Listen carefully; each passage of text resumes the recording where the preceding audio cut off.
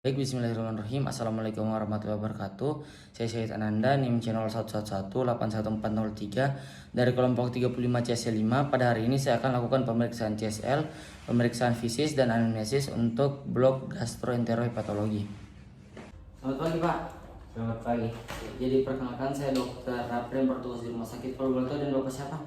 Dengan Bapak Indra, Bapak Indra, umur berapa tahun, Pak? 30 tahun, 30 tahun. Alamatnya di mana, Pak? Nusa Tenggara Timur, Ya. Pekerjaannya apa, Pak? pegawai negeri. Ya Pak, jadi Bapak Indra sebentar kita akan lakukan sistem jawab, tapi mungkin ada pertanyaan yang bakal bersifat pribadi, cuma Bapak tidak perlu khawatir karena kerasanya akan saya jaga. Apakah Bapak bersedia? Bersedia. Jadi Bapak Indra, kalau boleh tahu apa keluhannya, Pak? Sakit perut, dok. Iya. Ini sakit perutnya di bagian mana perutnya, Pak? Sebelah kanan atas. Ya. Ini sudah berapa lama kita rasa, Pak? 1 minggu. Ya. Ini model sakitnya, Pak, dia hilang timbul atau terus menerus? Hilang timbul. Biasa berapa lama durasi nyerinya, Pak, kalau kita rasa? 30 sampai 1 jam, dok. Ya, ini sifat nyerinya, Pak, seperti apa? Nyeri tekan atau nyeri terbakar atau nyeri tertusuk jalan? Nyeri tekan. Ini biasa kegiatan apa yang bikin sampai nyeri sekali perut, tak? Jalan, dok. Ya. Ada yang kita rasa mual, Pak? Ada, dok. Ya. Kalau kayak muntah-muntah? Nggak ada, dok. Ya. Ini selama ini bagaimana pola makannya Bapak? Kalau untuk makanan biasa yang panas atau yang dingin atau yang bagaimana? Lebih sering yang panas, dok. Ya. Kalau minumannya, Pak? Air putih. Oh, normal. Jadi ini, Pak, mohon maaf, riwayat konsumsi obat sebelumnya ada, Pak? Tidak ada, dok. Ya. Kalau penyakit dari keluarga keturunan? Tidak ada juga, dok. Penyakit sebelum ini kita rasa ada tidak? Belum ada. Ya, jadi saya ulang, di Bapak Indra, umur 30 tahun, alamatnya di Nusa Tenggara Timur, terus pekerjaannya pegawai negeri, keluhannya sakit perut sebelah kanan atas sudah 1 minggu. Nyerinya itu hilang timbul, durasinya 30 sampai 1 jam. Nyerinya itu nyeri tekan. Kegiatannya memperberat jalan, ada mual, tidak ada muntah. Model makanan itu biasa panas, minumannya air putih, konsumsi obat tidak ada, penyakit dari keluarga tidak ada, sampai penyakit sebelumnya tidak ada. Sudah cocok nih, Pak? Sudah jam, dok. Jadi Pak, mungkin pemeriksaan selanjutnya kita akan lakukan pemeriksaan fisik. Mungkin sebentar ada yang sedikit tidak nyaman karena saya akan meraba-raba bagian perut Bapak. Tapi akan saya lakukan sebaik mungkin agar Bapak merasa nyaman. Ini tujuannya agar lebih gampang kita mendiagnosis sehingga kita mengetahui apakah penyakit Bapak. Apakah Bapak bersedia? Bersedia. Selanjutnya untuk pemeriksaan pemfisnya, setelah pasien mengizinkan pada saat inform konsen, kita akan mempersilahkan pasien untuk ke meja pemeriksaan sembari kita melakukan cuci tangan terlebih dahulu. Nah, selanjutnya pemeriksaan yang pertama kita akan lakukan pemeriksaan inspeksi. Nah, inspeksi ini kita akan melihat mulai dari daerah kepala.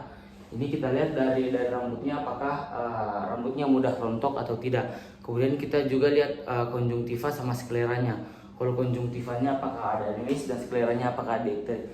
Permisi Pak, boleh saya matanya? Kita lihat pada mata kiri dan mata kanan. Kemudian untuk kulitnya sendiri kita lihat apakah kulitnya ada hematom atau eritem. Setelah itu untuk abdomennya sendiri kita akan melihat apakah ada distensi abdomen. Jika ada, kita lakukan evaluasi distensi seperti obesitas, timpanitis, asites atau kehamilan. Nah, untuk permukaan abdomennya juga kita lihat apakah ada skar jaringan parut, kongestivena, penampakan peristaltik atau masih di abdomen.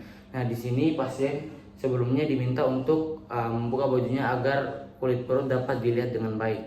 Nah, setelah itu auskultasi. Pertama kita akan menggunakan stetoskop, terus kita akan meminta pasien untuk rileks. Permisi Pak, bisa dirilekskan badannya. Nah, setelah itu kita akan mendengarkan bisik usus atau peristaltik. Membran stetoskopnya kita simpan di atas umbilikus atau di bawah umbilikus, yaitu tepat suprapubik. Nah, terus kita akan mendengarkan selama 5 menit suaranya ini normal atau tidak. Kita akan evaluasi bising usus pada 4 kuadran abdomen, kanan atas, kiri bawah, dan kanan bawah. Kemudian kita akan evaluasi ini bising pembuluh darahnya, apakah ada hepatik kerap atau bunyi bergemuruh. Dia biasa terdapat di atas kanan umbilikus, atau bunyi bruit seperti aliran darah di celah sempit itu di sebelah kiri regioepigastrium.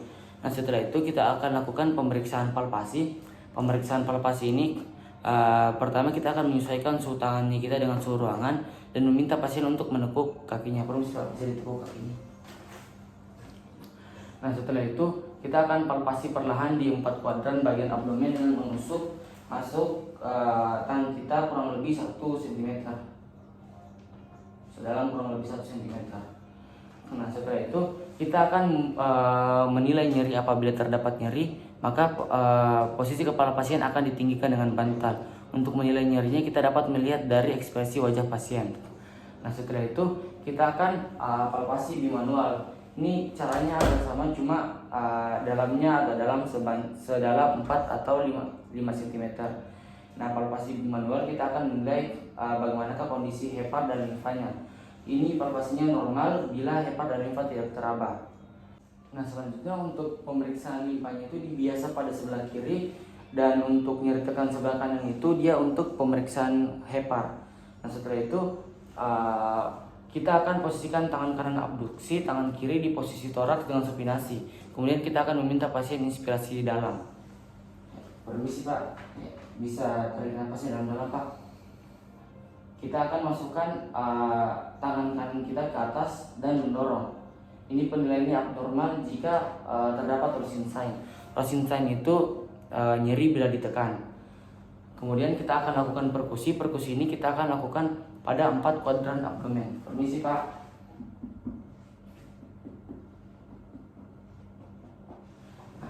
Setelah itu kita akan perkusi juga mulai dari mid clavicula biasa pada interkostal 2. Kita akan perkusi sampai mendapat bunyi pekak. Kita akan perkusi turun. Nah, ketika bunyinya sudah berubah menjadi bunyi pekak, berarti kita sudah mendapat batas untuk hati. Nah kemudian apabila selanjutnya kita mendapat bunyi timpani, berarti kita sudah mendapatkan posisi usus atau kolon. Nah kemudian untuk pemeriksaan selanjutnya, pemeriksaan khusus asites. Ini ada 2, paddle sign dan shifting dullness. Untuk shifting dullness sendiri kita akan lakukan perkusi mulai dari mid abdomen ke arah lateral. Nah kita akan tentukan batas bunyi timpani dan bunyi redup. Setelah itu kita akan meminta pasien pada posisi lateral. Ini kita bisa menghadap ke samping. Nah kemudian kita akan lakukan pemeriksaan lagi, dan ini asitesnya positif apabila terjadi perubahan bunyi dari timpani ke redup pada lokasi yang sama. Untuk pemeriksaan padelnya sendiri, di sini kita akan meminta pasien untuk posisi pronasi. Kemudian kita akan memakai stetoskop dan meletakkan stetoskop pada bagian bawah abdomen pada pasien. Kemudian setelah diafragma kita tempelkan pada bagian bawah perut, kita akan mengetuk dengan jari pada lateral perut. Nah, ini kita akan mendengarkan bunyinya. Baik, itulah pemeriksaan saya. Lebih dan kurangnya mohon dimaafkan. Assalamualaikum warahmatullahi wabarakatuh. Waalaikumsalam.